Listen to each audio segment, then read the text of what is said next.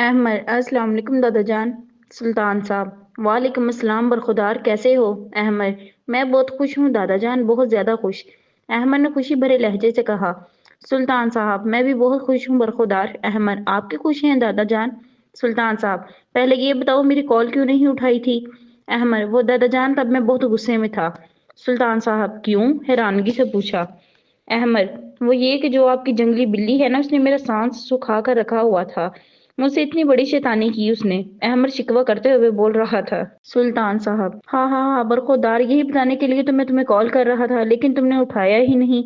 सुल्तान साहब ने हंसते हुए कहा। अहमद क्या आपको किसने बताया था? अहमद हैरानगी और खुशी के मिले जुले जज्बात से कहा। सुल्तान साहब मुझे शुमाइला बेगम ने बताया था कि प्रीशिया तुम्हें सरप्राइज देना चाहती है। मैं तुम्हारी हालत समझता था तो सोचा तुम्हें पहले ही बता दूं। अहमद उफ दादा जान, ये लड़की मेरी जान निकालेगी किसी दिन। अहमद ने नाराजगी जाहिर करते हुए कहा। सुल्तान साहब अल्लाह तुम्हें लंबी जिंदगी दे, मेरे बरखुरदार दिल से दुआ देते हुए कहा। अहमद को भी एक शरारत सूझी और बोला, दादा जान एक शरारत मेरी तरफ से भी हो ही जाए। सुल्तान साहब अहमद बहुत बुरी बात है, नहीं करनी, नाजुक सी बच्ची है बरखुरदार। अहमद हाँ हाँ हाँ हाँ दादा जान बस एक बार। सुल्तान साहब अच्छा बताओ क्या शरारत करनी है? सुल्तान साहब ने हामी भरते हुए कहा। अहमद ने सारा मनसूबा बता दिया और फिर बस वक्त का इंतजार करने लग गया। प्रीशे एयरपोर्ट पर पहुंची तो सुल्तान साहब वहां पहले से ही मौजूद थे। सुल्तान साहब को देखकर प्रीशे तेजी से उनकी तरफ बढ़ी और गले लग गई। कैसी है मेरी प्रिंसेस? सुल्तान साहब ने उसके सर पर प्यार करते हुए कहा। प्रीशे से बर्दाश्त ना हुआ और वो रोने लग गई। प्रीशे को रोता देखकर सुल्तान साहब ने उसे अपने से अलग किया। क्या हुआ? अहमद ने बहुत तंग किया क्या है? आने दो उसे, डांटूंगा उसे बहुत। ठीक है अब चुप हो जाओ। सुल्तान साहब ने प्रीशे के आंसू साफ करते हुए कहा। प्रीशा बच्चों की तरह रो रही थी। सुल्तान साहब उसको रोता देखकर खुद भी आपदीदा हो गए और उसको फिर से अपने गले लगा लिया। बस परी बस, सुल्तान साहब ने चुप करवाते हुए कहा। क्या मैं आपको दादा जान कह सकती हूँ? प्रीशा ने रोते हुए सुल्तान साहब की तरफ देखते हुए पूछा। सुल्तान साहब पहले तो खामोश रहे, फिर मुस्कुरा दिए। क्यों नहीं क्यों नहीं, मुझे तुम अहमद से ज्यादा अजीज हो परी। मुझे अच्छा लगेगा अगर तुम भी मुझे दादा जान कहोगी। सुल्तान साहब ने प्रीशा की गालों को छूते हुए कहा। प्रीशा ने सुना तो फिर से गले लग गई। दादा जान बाबा की बहुत याद आ रही है, आप मुझे उनकी कब्र पर लेकर चले ना पहले प्लीज। प्रीशा ने सुल्तान साहब से इल्तिजाई अंदाज से कहा। प्रीशा सुल्तान साहब ने प्रीशा को समझाना चाहा, मगर प्रीशा ने बात काट कर कहा। प्लीज दादा जान प्लीज, मुझे पता है औरतों को जाना मना है, लेकिन मैं अंदर नहीं जाऊंगी पक्का, बस दूर से बाबा को देख लूंगी। दादा जान प्लीज। सुल्तान साहब पहले खामोश रहे, फिर प्रीशा के सर पर हाथ रखते हुए बोले। आओ चलें फिर। प्रीशा और सुल्तान साहब गाड़ी की तरफ बढ़ गए। कुछ ही देर में दोनों कब्रिस्तान के बाहर पहुंच गए। प्रीशा की हिम्मत न हो रही थी कि बाहर निकलकर अपने बाबा को मनो मट्टी तले सोए देखे। सुल्तान साहब गाड़ी से बाहर निकले और ड्राइवर को फूलों की चादर लाने को कहा। सुल्तान साहब ने प्रीशा को गाड़ी में चुप चुप सी बैठे देखा तो खुद आगे बढ़कर गाड़ी का दरवाजा खोला। प्रीशा ने सुल्तान साहब को अपने पास खड़ा देखा तो बाहर को निकल आई। सुल्तान साहब ने प्रीशा को अपने साथ लगाया और कब्रिस्तान के दरवाजे तक पहुंच गए। ड्राइवर फूल लेकर आया तो सुल्तान साहब कब्रिस्तान के अंदर चले गए, जबकि प्रीशा वहीं बाहर खड़ी रही।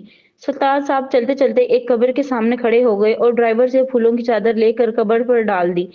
प्रीशा ने सुल्तान साहब को एक कब्र पर चादर चढ़ाते देखा तो समझ गई कि ये साजिद साहब की ही कब्र है। प्रीशा के मुंह से बेख्तियार निकला बाबा, और फिर आंसू जारी हो गए। बाबा I love you, I miss you, बहुत मिस करती हूँ मैं आपको बाबा। प्रीशा ने रोना शुरू कर दिया। बाबा मैं आपसे नाराज थी ना, अब नहीं हूँ, अब तो मान जाए ना। देखिए अब तो मैं अहमद से भी शादी कर रही हूँ। बाबा आपने बहुत अच्छा इंतखाब किया है मेरे लिए अहमद का। वो बहुत अच्छा है बाबा, बहुत ही मोहब्बत करने वाला है। अब तो नहीं ना नाराज अपनी दोस्त से? ऋषि ने रोते हुए कहा और फिर खुद को संभालते हुए दोनों हाथ उठाए और दुआ करने लग गई। सुल्तान साहब भी बाहर आ चुके थे। प्रीशा को रोता देखकर उसको अपने साथ लगा लिया। प्रीशा फूट फूट कर रोने लग गई। सुल्तान साहब ने उसे चुप करवाया, फिर गाड़ी में बिठाकर खान हाउस का रुख किया। घर पहुंचते हुए प्रीशा नॉर्मल हो चुकी थी। शुमाइला बेगम प्रीशा से मिलकर बहुत खुश हुई और फिर तीनों ने मिलकर खाना खाया। सुल्तान साहब के जाने के बाद प्रीशा अपने कमरे की तरफ बढ़ गई। शुमाइला बेगम भी प्रीशा के कमरे की तरफ बढ़ गई। प्रीशा अपना सामान बैग से निकालकर अलमारी में रख रही थी। शुमाइला बेगम को देखकर उनकी तरफ बढ़ गई। शुमाइला बेगम ने प्रीशा की गालों को छुआ। मेरी परी खुश तो है ना? शुमाइला बेगम ने मुस्कुराते हुए कहा। प्रीशा ने इनके हाथों को अपने हाथों में थामा और बोली, बहुत खुश हूँ मामा। आए बैठे और देखिए, मैं इस बार इतना कुछ तो नहीं लाई, लेकिन ये घड़ी लाई हूँ आपके लिए। प्रीशा ने घड़ी शुमाइला बेगम की तरफ बढ़ाते हुए कहा। शुमाइला बेगम ने देखा तो बोली, बहुत ही खूबसूरत है। प्रीशा उठी और फिर से अपना सामान समेटने लग गई। शमाला बेगम खामोशी से उसे देख रही थी। आज तुम्हारे बाबा होते तो बहुत खुश होते, शमाला बेगम ने आंखों में आंसू लिए कहा। प्रीशा ने सुना तो मुड़कर शमाला बेगम की तरफ देखा और फिर उनकी तरफ बढ़ आई। मामा बाबा हमारे साथ ही हैं, बस हमारे पास वो बसारत नहीं क्या हम उन्हें देख सकें। शमाला बेगम ने सुना तो प्रीशा की तरफ देखते हुए बोली, मेरी परी वाकई बहुत बहादुर है। प्रीशा ने सुना तो मुस्कुरा दी। बिल्कुल, बाबा भी यही कहते थे और देखिए मैं उनकी हर बात पर पूरी उतरी हूँ। अच्छा चलो अब सामान समेट कर सो जाना, काफी टाइम हो गया है, शब खैर। शमाला बेगम ने कहा और फिर उठकर चल दी। शब खैर मामा, प्रीशा ने पीछे से आवाज दी और अपना सामान समेटने लग गई। अहमद की पूरी रात आंखों में ही गुजरी। इंसान जब बहुत दुखी होता है तो गम की वजह से नींद उसकी आंखों से कोसों दूर चली जाती है, जबकि जब खुश होता है तो नींद तब भी उसकी आंखों में नहीं बसती। अहमद का भी यही हाल था। सुबह होते ही वो जॉगिंग करने के लिए चला गया, जबकि स्टेला उसके जाने के बाद अपना और अहमद का सामान बांध रही थी। अहमद जॉगिंग करके वापस आया तो अपने रूम की तरफ बढ़ गया ताकि फ्रेश हो सके। फ्रेश होने के बाद स्टेला के साथ नाश्ता किया और फिर तैयार होकर ठीक अपनी फ्लाइट की टाइमिंग पर एयरपोर्ट रवाना हो गए।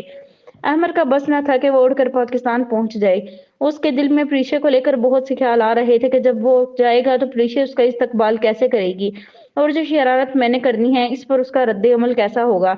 अहमद ने फ्लाइट में स्टेला को सब कुछ बता दिया तो अब स्टेला भी इनके मंसूबे में शामिल हो गई थी। अब अहमद को बस लैंडिंग का इंतजार था और उसके लिए ये इंतजार किसी तकलीफ से कम न था। वो पूरे रास्ते बस अपनी और प्रीशा की मुलाकात को सोचते हुए आ रहा था। प्रीशा जानती थी कि आज अहमद की फ्लाइट है, वो भी सुबह जल्दी उठकर वॉक करने चली गई। वॉक से वापस आई तो शमाला बेगम ने उसका नाश्ता बनाकर रखा हुआ था। इतने दिनों बाद शमाला बेगम के हाथ का नाश्ता करके प्रीशा की खुशी की इंतहा न थी। अहमद की फ्लाइट आज दोपहर 3 बजे पाकिस्तान लैंड होनी थी और वो सुबह से उछल कूद कर रही थी, जबकि शमाला बेगम उसकी खुशी देखकर ही खुश हो हुई जा रही थी। प्रीशा ने अपने लिए एक साड़ी खरीदने का सोचा। वो चाहती थी कि आज अहमद के सामने साड़ी पहनकर जाए, लेकिन उसके पास साड़ी न थी तो वो शमाला बेगम से इजाजत लेकर अपने लिए साड़ी खरीदने चली गई और फिर एक खूबसूरत सी साड़ी लेकर आई। अहमद की फ्लाइट लैंड हो चुकी थी। प्रीशा सुल्तान साहब के साथ एयरपोर्ट पर मौजूद थी, जबकि शमाला बेगम इद्दत में होने की वजह से ना आ सकी। सुल्तान साहब और प्रीशा बाहर खड़े अहमद का इंतजार कर रहे थे। अहमद की फ्लाइट को लैंड हुए आधा घंटा गुजर गया था, लेकिन वो अभी तक बाहर नहीं आया था। प्रीशा इंतजार करके थक गई और अब उससे खड़ा भी नहीं हुआ जा रहा था, क्योंकि उसने एक तो पहली बार साड़ी बांधी थी और साथ ऊपर से हाई हील भी पहन रखी थी। दादा जान, कब की फ्लाइट लैंड हो चुकी है, ये अभी तक बाहर क्यों नहीं आया? प्रीशा जो कि कब से सब्र किए बैठी थी, अब थक हार कर सुल्तान साहब से पूछ ही बैठी। सुल्तान साहब अहमद की मनसूबाबंदी पहले से ही जानते थे, लेकिन प्रीशा के सवाल पर पहले तो चुप रहे, फिर बोले, बेटा पता नहीं, मैं भी यही सोच रहा हूँ, आया क्यों नहीं अभी तक।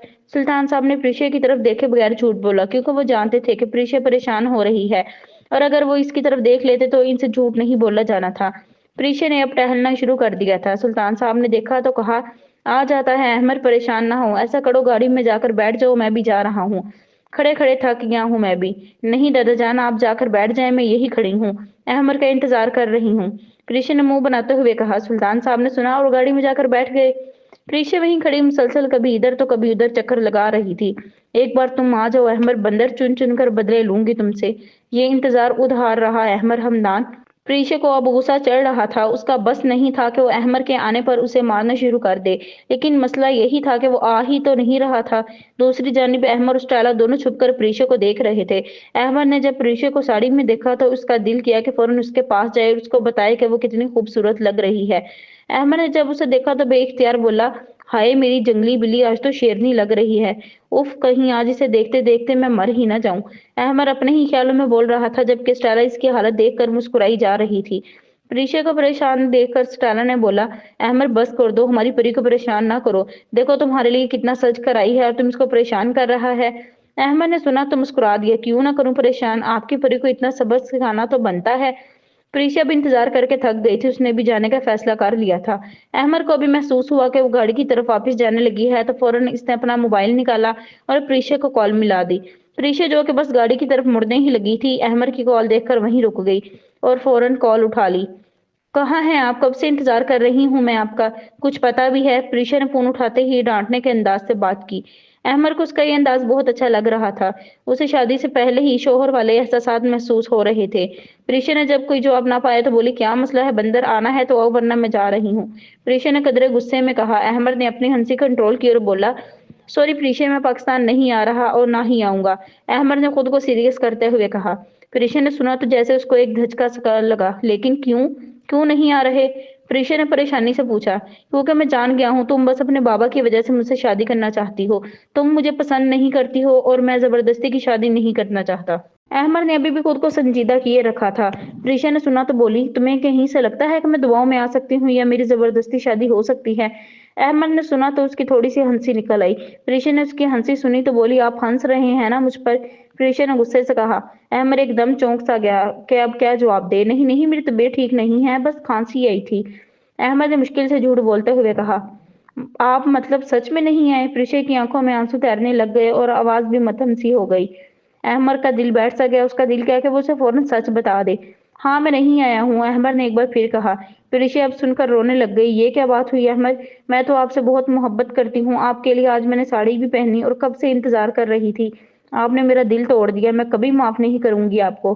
प्रीशा ने बच्चों की तरह रोते हुए कहा। अहमद ने सुना तो वो जल्दी से प्रीशा के पीछे आकर खड़ा हो गया। वैसे एक बात कहूँ, तुम बहुत खूबसूरत लग रही हो साड़ी में। वो अलग बात है कि संभाली नहीं जा रही। अहमद ने प्रीशा के कान के पास आकर कहा तो प्रीशा डर सी गई। प्रीशा ने चौंक कर पीछे मुंह किया तो अहमद खड़ा मुस्कुरा रहा था। साथ स्टेला भी खड़ी थी। प्रीशा ने अहमद को देखा तो फौरन इसके गले लग गई और रो दी। अहमद ने भी उसे अपनी बाहों में भर लिया। देखा, बिलाकर तुमने मोहब्बत का इतराफ कर ही लिया। अहमद ने प्रीशा को और मजबूती से बाहों के घेरे में लेते हुए कहा। सुल्तान साहब भी अब गाड़ी से बाहर आ गए थे और दोनों को देखकर मुस्कुरा रहे थे। प्रीशा का दिल जब हल्का हुआ तो उसे अहमद की शरारत का एहसास हुआ और उसने अहमद को जोरदार धक्का दिया। प्रीशा, ये क्या, धक्का क्यों दिया? अहमद ने खफगी जाहिर करते हुए कहा। प्रीशा गुस्से से अहमद को देख रही थी और अहमद समझ चुका था कि अब उसकी खैर नहीं। प्रीशा, मेरी बात सुनो, एक मिनट जरा हौसला। तुमने भी तो शरारत की थी ना? एक मैंने भी कर दी, हिसाब बराबर। अहमद ने प्रीशा को ठंडा करने की नाकाम कोशिश करते हुए कहा। नहीं छोड़ूंगी मैं आज आपको। प्रीशा ने अपना जूता उतारा और अहमद की तरफ फेंका। अहमद ने जूता आते देखा तो फौरन इसके रास्ते से हट गया। जंगली बिल्ली, क्या कर रही हो? अभी लग जाता तो? अहमद ने प्रीशा की तरफ देखते हुए कहा। कोई नहीं, लगने दो, लेकिन आज मरोगे तुम। प्रीशा ने दूसरा जूता उतारा और फिर से अहमद को दे मारा। अब की बार भी अहमद बच गया। दादा जान बचाएं मुझे इससे। अहमद ने अब दौड़ लगा दी। प्रीशा ने भी अपनी साड़ी को पकड़ा और इसके पीछे पीछे भाग रही थी। तुम तो गए बंदर, आज मैं तुम्हें कच्चा खा जाऊंगी। प्रीशा चिल्लाती हुई इसके पीछे पीछे थी, जबकि अहमद आगे आगे भाग रहा था। एकदम प्रीशा रुक गई और अपने घुटनों पर हाथ रखते हुए झुक गई। प्रीशा की सांस फूली हुई थी और वो साड़ी के साथ भागते हुए थक गई थी। अहमद ने प्रीशा को देखा तो उसके पास चला आया। हाय, साड़ी में भी भागती हुई बहुत प्यारी लग रही थी। अहमद ने प्रीशा की गालों को छूते हुए कहा। प्रीशा ने अहमद का बाजू पकड़ लिया और फिर उस पर अपने दांत गाड़ दिए। अहमद पहले तो चिल्लाया, फिर पुरसुकून होकर प्रीशा को देखता रहा। प्रीशा भी जोर लगा रही थी, लेकिन अहमद को पुरसुकून खड़ा देखकर छोड़ दिया। बस इतना ही जोर था मेरी जंगली बिल्ली में, अहमद ने प्रीशा को तंग करते हुए कहा। प्रीशा ने सुना तो एक गुस्से भरी घूरी डाली। अहमद ने प्रीशा की तरफ देखते हुए उसके दांतों के निशान पर अपने लब रख दिए। प्रीशा ने देखा तो शर्मा सी गई और वापस सुल्तान साहब की तरफ चल पड़ी। अब अहमद भी उसके पीछे पीछे चल रहा था। प्रीशा गाड़ी के पास पहुंची तो स्टाइला को देखकर उसके गले लग गई और अहमद सुल्तान साहब से मिला और फिर सब गाड़ी में विराजमान हो गए और खान हाउस का रुख किया। कुछ ही देर में खान हाउस में एक रौनक का समा हो चुका था। ये वही घर था जहां साजिद साहब के जाने के बाद एक वीरानी सी छा गई थी, लेकिन अब ये घर खुशियों का घर लग रहा था। शमाला बेगम अहमद से सही तौर पर अब मिल रही थी, क्योंकि पहले उनकी मुलाकात जिन हालात में हुई थी उसमें एक दूसरे को जानना नामुमकिन था। प्रेशन स्टेला को भी शमाला बेगम से मिलवाया। मामा, ये वही हैं जिन्होंने मुझे वहां पर आपकी कमी महसूस होने नहीं दी। प्रीशा ने स्टेला के गले में अपनी बाहों का हार डालते हुए कहा। शमाला बेगम आगे बढ़ी और स्टेला को गले लग गई। आपसे मिलकर बहुत खुशी हुई और आपका बहुत बहुत शुक्रिया। शमाला बेगम ने स्टेला के दोनों हाथों को अपने हाथ में थाम कर कहा। परी भी हमारी बेटी है, हम क्यों ना रखता इसका ख्याल। स्टेला ने अपने मखसूस अंग्रेजी लहजे में बोलते हुए कहा। शमाला बेगम सबको डाइनिंग रूम की तरफ ले गईं, जहां पर मजे मजे के खाने सजाए गए थे। सब अपनी अपनी कुर्सी पर विराजमान हो गए। अहमद और प्रीशा एक दूसरे के सामने बैठ गए। खाने के दौरान भी अहमद और प्रीशा की नोकझोंक चलती रही, जिससे सभी महसूस हो रहे थे। अहमद ने जब खाना खाया तो शमाला बेगम की बहुत तारीफ की। आंटी, इसको भी कुछ सिखा दें प्लीज, अहमद ने प्रीशा की तरफ दांत दिखाते हुए कहा। प्रीशा ने सुना तो फौरन सुल्तान साहब से कहा। दादा जान, क्या मैं आपको खाना पकाते हुए अच्छी लगूंगी? मेरा हाथ जल गया तो? प्रीशा ने मासूम सा चेहरा बनाते हुए कहा। सुल्तान साहब ने सुना तो बोले, खबरदार, हमारी परी कोई काम नहीं करेगी। हम इसको परी कहते ही नहीं, मानते भी हैं। सुल्तान साहब ने प्रीशा को मुस्कुराते हुए कहा। प्रीशा ने सुना तो अहमद की तरफ देखकर मुंह चढ़ाने लग गई। अहमद को प्रीशा की हरकतें देखकर बहुत गुस्सा आया, लेकिन फिर उसे प्यार से देखने लग गया। शमाइला बेगम जो ये सब देख रही थी बोली, नहीं नहीं, परी सीखेगी और खाना वही बनाएगी घर में। अहमद ने सुना तो प्रीशा को फातिहा नजरों से देखने लग गया।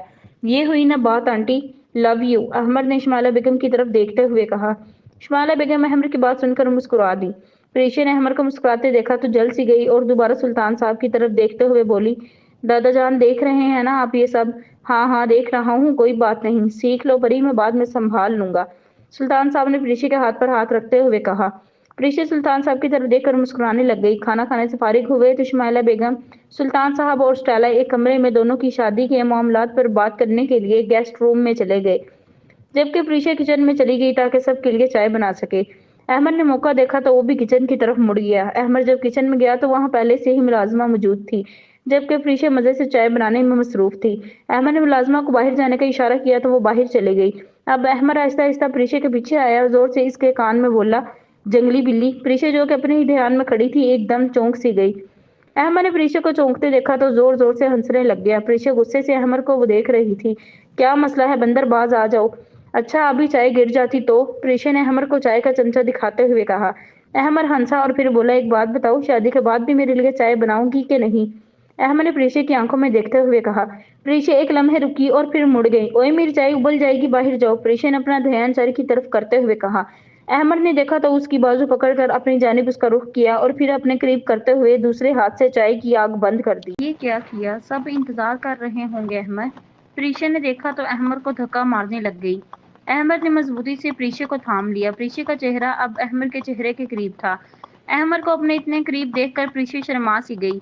प्रीशा को शर्माते देखा तो अहमद ने उसको अपने और करीब किया और अपने लब उसके माथे पर रख दिए। प्रीशा ने अपनी आंखें बंद कर ली और इसके होंठों पर मुस्कुराहट सज गई। अब बोलो, क्या शादी के बाद भी मेरे लिए चाय बनाओगी? अहमद ने एक बार फिर वही सवाल किया। प्रीशा ने नजरें नीचे झुकाते हुए हामी में सर हिलाया। अहमद को उस पर बहुत प्यार आ रहा था। एक और बात सुन लो। अहमद ने प्रीशा को थोड़ी से पकड़ते हुए उसका चेहरा ऊपर करते हुए कहा, तुमने अगर मुझे किसी के लिए इग्नोर किया ना तो जान ले लूंगा तुम्हारी। अहमद ने मोहब्बत भरी मुस्कुराहट सजाते हुए कहा। प्रीशा झेंप सी गई और अपनी नजरें फिर से झुका ली। अहमद ने प्रीशा को शर्माते देखा तो उसे छोड़ दिया और फिर मुस्कुराते हुए बाहर को निकल गया, जबकि प्रीशा कुछ देर अहमद की बातों को ही सोचती रही, फिर फौरन चाय बनाने लग गई। मैं चाहता हूँ कि अहमद और प्रीशा का निकाह कर दिया जाए और रुखसती आप जब इद्दत से उठें तब कर दी जाए। क्या ख्याल है आपका इस बारे में? सुल्तान साहब ने शुमाइला बेगम की तरफ देखते हुए कहा। हाँ, मैं भी आपकी बात से मुत्तफिक हूँ, यही ठीक रहेगा। शुमाइला बेगम ने हामी में सर हिलाते हुए कहा। प्रीशा मुलाजिमा के साथ चाय की ट्रे ले आई। अहमद भी उनके पीछे पीछे चल आया और स्टेला के साथ बराजमान हो गया। प्रीशा सबको चाय देने लग गई, जबकि अहमद प्रीशा को देख रहा था।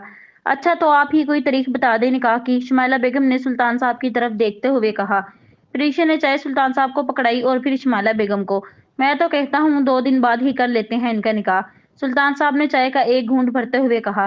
प्रीशा ने सुल्तान साहब की बात सुनी तो अहमद की तरफ हैरानगी से देखने लग गई, जबकि अहमद का चेहरा यह सुनकर खुशी से चमक रहा था। प्रीशा ने पहले स्टेला को चाय दी और फिर अहमद को पकड़ाने लगी, लेकिन जैसे ही अहमद ने हाथ आगे बढ़ाया, प्रीशा ने चाय मेज पर रख दी और अहमद को आंख मारते हुए अपनी चाय पकड़कर शुमाइला बेगम के साथ बैठ गई। ये तो बहुत जल्दी है, सारी तैयारियां करनी है अभी, और कुछ भी नहीं किया मैंने, शुमाइला बेगम ने परेशानी से कहा। सुल्तान साहब ने सुना तो बोले, कोई परेशानी की बात नहीं, अहमद है ना, अब तो स्टेला भी है, सब हो जाएगा। सुल्तान साहब ने शुमाइला बेगम को तसल्ली देते हुए कहा। शुमाइला बेगम ने सुना तो रजामंदी जाहिर कर दी और फिर मुलाजिमा को आवाज दी कि वो मिठाई लेकर आए। सब ने इस मौका पर मुंह मीठा किया और फिर सुल्तान साहब उठ खड़े हुए। शुमाइला बेगम और प्रीशा उनको छोड़ने दरवाजे तक गए। अच्छा तो मैं कल अहमद और स्टेला को भेज दूंगा, हम आपके घर में निकाह का इंतजाम कर लेंगे, सुल्तान साहब ने मुस्कुराते हुए कहा और फिर प्रीशा को प्यार किया। अहमद ने प्रीशा को देखते हुए अपने लबों से आई लव यू का इशारा किया। प्रीशा ने सुल्तान साहब और शुमाइला बेगम की तरफ देखा कि कहीं उन्होंने देख तो नहीं लिया।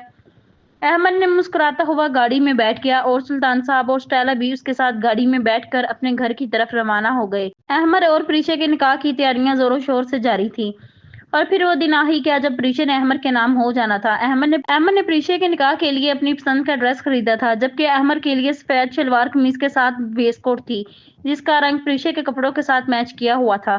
अहमद, सुल्तान साहब और कुछ मेहमान प्रीशा के घर पहुंच गए, जबकि प्रीशा भी पार्लर से तैयार होकर घर पहुंच गई थी। प्रीशा का चेहरा घूंघट से छुपाया हुआ था और वो अपने कमरे में स्टेला के साथ बैठी थी। जब शुमाइला बेगम ने प्रीशा को देखा तो उनकी आंखों में आंसू आ गए और प्रीशा की तरफ बढ़ी और उसके माथे पे बोसा दिया। प्रीशा की आंखें भी नम थी, लेकिन वो खुद को जब्त किए बैठी थी। शुमाइला बेगम ने प्रीशा के चेहरे को अपने हाथ के प्यालों में भरा और बोली, बहुत खूबसूरत लग रही है आज मेरी परी दुल्हन बनकर। अल्लाह पाक बदरे नज़र से बचाए मेरी परी को और सदा खुश रखे। प्रीशा ने नजरें झुका ली, शायद अपने आंसू छुपाना चाहती थी। शमाला बेगम ने प्रीशा को हाथ से पकड़ा और फिर स्टेला के साथ नीचे ले गईं, जहां प्रीशा को अहमर के साथ बिठा दिया गया। अहमर का दिल बिल्ली के बच्चे की तरह उछल रहा था। प्रीशा का चेहरा छुपा हुआ था, लेकिन वो अपने ड्रेस में बहुत ही खूबसूरत लग रही थी। लेकिन अहमर भी किसी से कम न लग रहा था। दोनों ही एक दूसरे की टक्कर के थे। अहमर मुसलसल प्रीशा को देख रहा था। उसका बस न था कि वो खुद घूंघट उठाकर अपनी परी को देख ले। फिर मौलवी साहब ने सबसे पहले प्रीशा की तरफ निकाहनामा बढ़ाया। सुल्तान साहब प्रीशा के पीछे खड़े हो गए, जबकि इस्माइला बेगम प्रीशा के पास ही बैठ गईं। मौलवी साहब ने जब प्रीशा से उसकी रजामंदी पूछी तो प्रीशा ने कबूल है कहा। आवाज में भारीपन था, जिससे जाहिर हो रहा था कि वो अपने आंसू जब्त किए बैठी है। और जब साइन की बारी आई तो प्रीशा के हाथ कांपने लग गए और अब घूंघट के नीचे से उसकी हिचकियां सुनाई दे रही थी, क्योंकि वो जब्त जो वो कब से किए बैठी थी अब टूट चुका था। इस्माइला बेगम समझ गई थी कि वो साजिद साहब को याद कर रही है, और ठीक भी था कि वो लड़की जो कोई भी काम अपने बाबा के बगैर नहीं करती थी, आज अपनी जिंदगी के नए सफर में अपने सबसे करीबी दोस्त को याद कर रही थी। अहमद ने प्रीशा की हालत देखी तो उसका दूसरा हाथ अपने हाथ में थाम लिया।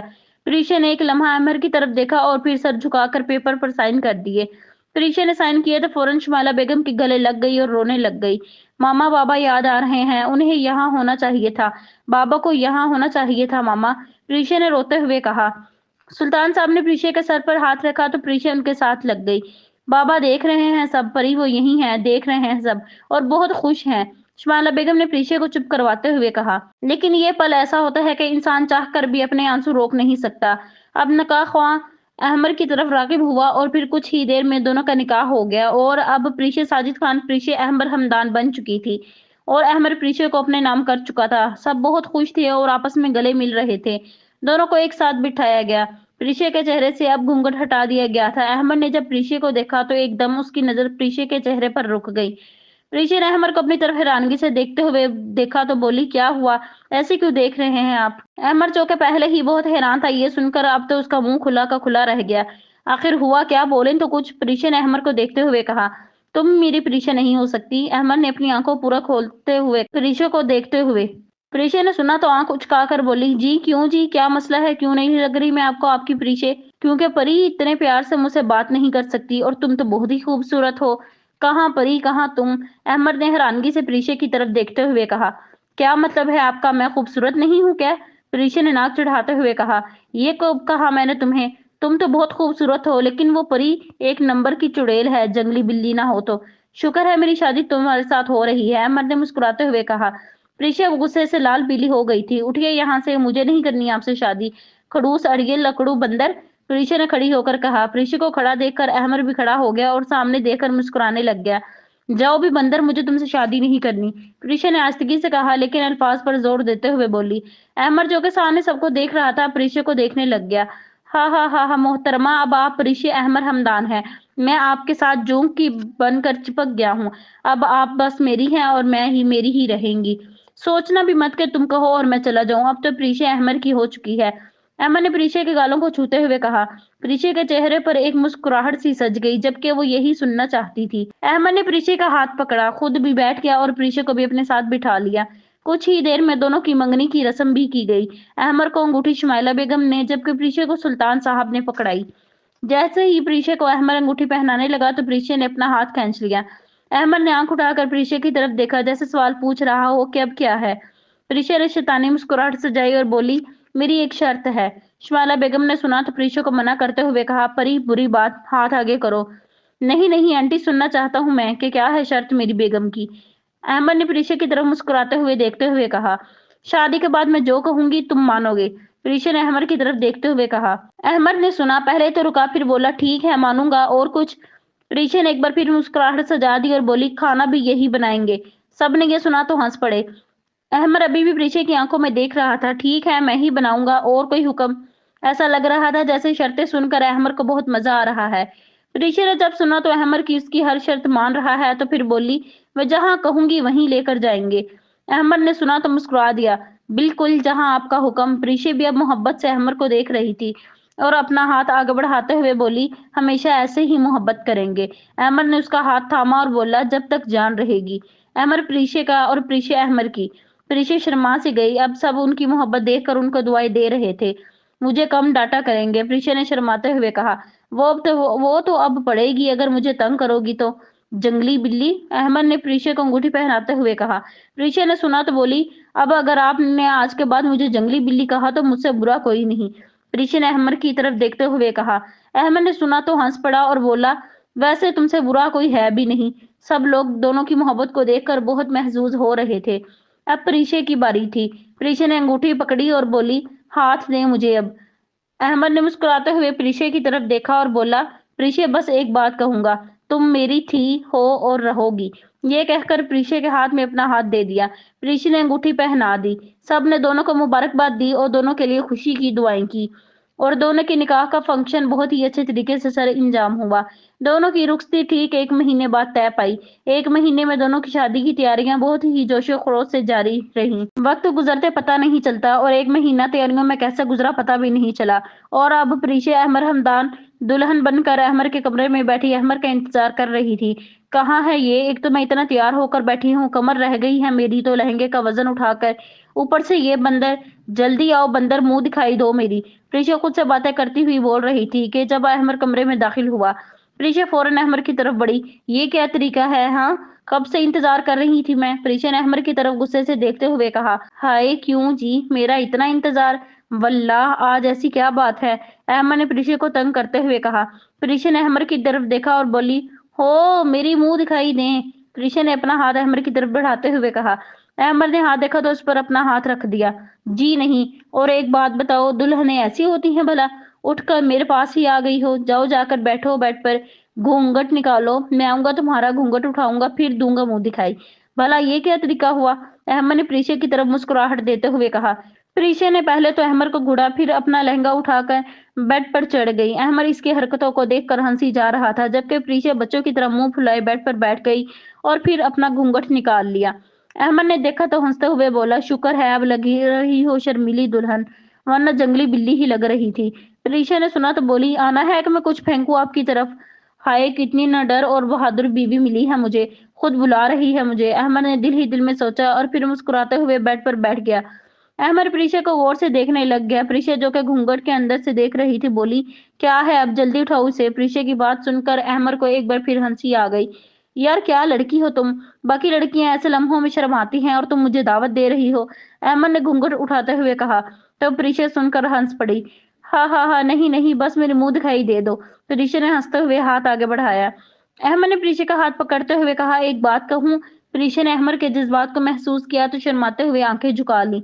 तुमसे मोहब्बत उसी वक्त हो गई थी जब तुम मेरी सीट पर बैठ गई थी। बस पता थोड़ी देर बाद लगा मुझे। अहमद ने प्रीशा का हाथ अपने दिल पे रखा, जबकि प्रीशा में हिम्मत न थी कि वो अहमद को आंख उठाकर भी देख सके। बहुत खूबसूरत लग रही हो तुम आज, बिल्कुल एक परी ही हो जो हर रूप में खूबसूरत लगती है। अहमद प्रीशा को देखते हुए बोले जा रहा था। प्रीशा ने अपना हाथ खींच लिया और अपने चेहरे को दोनों हाथों से छुपा लिया। अहमद बस करें, अच्छा अब मुझे शर्म आ रही है। प्रीशा ने अपने चेहरे को छुपाते हुए कहा। अहमद ने देखा तो उसके हाथों को अपने हाथों में लिया और प्रीशा की मुंह दिखाई दी और उसके हाथ में रख दी। प्रीशा ने मुंह दिखाई ली और बोली, शुक्रिया। अहमद प्रीशा के करीब हुआ और उसके माथे पर अपने होंठ रख दिए। प्रीशा चींप सी गई तो अहमद ने उसे अपनी बाहों में भर लिया। अहमद और प्रीशा की शादी को 1 साल होने वाला था जब अहमद प्रीशा को हॉस्पिटल लेकर जा रहा था। अहमद भी बात सुन ले आप, प्रीशा तकलीफ में बोल रही थी, जबकि अहमद प्रीशा की तकलीफ को देखकर बहुत ज्यादा परेशान हो गया था और गाड़ी को तेजी से भगा रहा था। क्या बोलो मेरी जान जो भी कहेगी मैं मानूंगा, पक्का मानूंगा। अहमद अपना ध्यान सामने रखते हुए गाड़ी चलाते हुए बोल रहा था। आप हमारे बच्चे को गुठी नहीं देंगे, आइए आपको समझ। प्रीशा ने तकलीफ में कराहते हुए कहा। अल्लाह अल्लाह, मेरी जान निकल रही है, तुम्हें घुटी की पड़ी हुई है प्रीशा। अहमद ने प्रीशा की बात सुनी तो हैरानगी और परेशानी के मिले जुले तासरात चेहरे पर सजाते हुए कहा, नहीं नहीं, अभी सुन लें आप। एक आप बहुत मुश्किल से संभलते हैं मुझसे, आप जैसा एक और नहीं नहीं, आप वादा करें मुझसे पहले आप घुटी नहीं देंगे। प्रीशा ने हिम्मत करते हुए कहा। गाड़ी हॉस्पिटल के बाहर रुकी। अहमद तेजी से गाड़ी से बाहर निकला और प्रीशा की तरफ बढ़ा। अहमद ने प्रीशा को अपनी गोद में उठा लिया और तेजी से अंदर की जानिब भागा। प्रीशा को स्ट्रेचर पर रखा और अब उसे लेबर रूम में लेकर जा रहे थे। प्रीशा ने अहमद का हाथ थामा हुआ था और वो दर्द से चिल्ला रही थी। बोले भी आप नहीं देंगे घुटी? प्रीशा रोते हुए भी बोल रही थी। अहमद जो कि प्रीशा को रोता देखकर रो रहा था बोला, एक शर्त पर। फिर प्रीशा ने सुना तो कराहते हुए बोली, कौन सी शर्त? यही कि तुम और हमारा बच्चा से ही सलामत वापिस आओगे, तभी मैं घुटी नहीं दूंगा। प्रीशा ने सुना तो तकलीफ में भी मुस्कुराते हुए बोली, ले जी, ये शर्त तो फिर मैं ही जीतूंगी। और फिर प्रीशा को लेबर रूम में ले गए। सुल्तान साहब और शुमाइला बेगम भी हॉस्पिटल पहुंच गए और अहमद को हौसला देने लग गए। अहमद परेशानी से कभी एक तरफ जाता तो कभी दूसरी तरफ, और अब वो सर पकड़ कर बैठ गया था। शुमाइला बेगम ने अहमद की परेशानी देखी तो इसके पास आकर बैठ गईं। अल्लाह पर भरोसा रखो, कुछ नहीं होगा, और परी बहुत बहादुर है अहमद, बस दुआ करो। शुमाइला बेगम ने अहमद के कंधे पर हाथ रखते हुए कहा। अहमद ने एक पल के लिए ऊपर देखा तो रोने की वजह से उसकी आंखें सूज चुकी थी। इतने में दो नर्सें बाहर आईं और दोनों के हाथ में एक एक बेबी था। अहमद ने जब दो बच्चे देखे तो खुशी के मारे उससे बोला ही ना गया। अहमद तेजी से इनकी तरफ बढ़ा। सुल्तान साहब और शुमाइला बेगम भी इनकी तरफ बढ़े। मुबारक हो, आपको ट्विंस बेबी हुए हैं, एक लड़का और एक लड़की। नर्स ने मुस्कुराते हुए अहमद को देखते हुए कहा। शुमाइला बेगम और सुल्तान साहब ने सुना तो एक दूसरे को मुबारकबाद दी। अहमद ने दोनों बच्चों को देखा तो उनकी आंखें और होंठ परी जैसे थे, जबकि नाक और चेहरे की शेप अहमद जैसी थी। अहमद ने दोनों बच्चों के सर पर एक एक बोसा दिया और फिर अचानक अहमद के दिल को धक्का सा लगा और वो डर से भरी आंखों से नर्स की तरफ देखने लग गया। नर्स अहमद की परेशानी समझ गई थी। जी जी, आपकी मिसेज भी बिल्कुल ठीक है, बल्कि कुछ ही देर में हम उन्हें दूसरे रूम में शिफ्ट कर देंगे। नर्स ने अहमद के परेशान होते चेहरे को देखते हुए कहा। अहमद ने सुना तो खुशी से सुल्तान साहब के गले लग गया। शुमाइला बेगम ने अहमद के कंधे पर थपकी दी और मुबारकबाद दी और खुद नर्स के साथ बच्चों को लेकर चली गई। बहुत बहुत मुबारक हो बरखुदार, बिलाखिर तुमने मुझे परदादा बना ही दिया, वो भी एक नहीं दो दो बच्चों का। सुल्तान साहब ने अहमद को जोर से गले लगाते हुए कहा। अहमद उनसे अलग हुआ और तेजी से बाहर को हो गया। कुछ ही देर में प्रीशा को दूसरे रूम में शिफ्ट कर दिया गया था, जबकि अहमद भी मिठाई लेकर आ गया और पूरे अस्पताल में बांटने के लिए नर्स को दे दी और साथ उसे बच्चों का सदका भी दिया। शुमाइला बेगम और सुल्तान साहब एक एक बच्चे को गोद में उठाए प्रीशा के कमरे में मौजूद थे। प्रीशा आराम से आंखें मूंद कर लेटी हुई थी। अहमद आहिस्तगी से उसकी जानिब बढ़ा और उसका हाथ अपने हाथों में लेकर कुर्सी पर बैठ गया। प्रीशा ने अपना हाथ किसी के हाथ में महसूस किया तो बोली, अहमद आपने तो नहीं घुट्टी दी ना इन्हें। अहमद ने सुना तो बोला, यार क्या मसला है, इतने इमोशनल हालात में भी घुट्टी की पड़ी है तुम्हें। अहमद ने खफगी से जवाब दिया, हाँ तो मैं चाहती हूँ दादा जान और मामा हमारे बच्चों को घुट्टी दें, वो इन जैसे बने। हम दोनों वैसे भी अजीब नमूने हैं, वो ना हो हमारी तरह। प्रीशा आंखें खोलकर अहमद की तरफ देखकर मुस्कुराते हुए बोल रही थी। अहमद ने सुना तो दोनों बच्चों की तरफ देखकर हंसने लग गया। बिल्कुल ठीक कहा तुमने, अहमद ने प्रीशा के चेहरे पर हाथ रखते हुए कहा, और ये भी कि वही उनका नाम भी रखें। प्रीशा ने उठने की कोशिश की तो अहमद ने उसे सहारा दिया। सुल्तान साहब मुस्कुरा दिए और बोले, बेटे का नाम वजदान अहमद हमदान होगा। फिर शुमाइला बेगम भी बेटी की तरफ देखकर बोली, इसका नाम परिवश होगा। दोनों ने एक दूसरे को देखा। अहमद प्रीशे पर झुका और उसके माथे पर बोसा दिया। सुल्तान साहब और शुमाइला बेगम ने बच्चों को अहमद और प्रीशे को पकड़ा दिया था और अब दोनों इस बात पर लड़ रहे थे कि कौन किस पर ज्यादा गया है। खत्म शुद। तो नाजरीन, ये थी हमारी आज की लास्ट एपिसोड। ये नॉवल आपको कैसा लगा है, इसके लिए अपनी राय जरूर हमें कमेंट में दीजिएगा। आपकी मोहब्बतों का बेहद शुक्रिया और नेक्स्ट नॉवल का इंतजार करें। Thank you so much.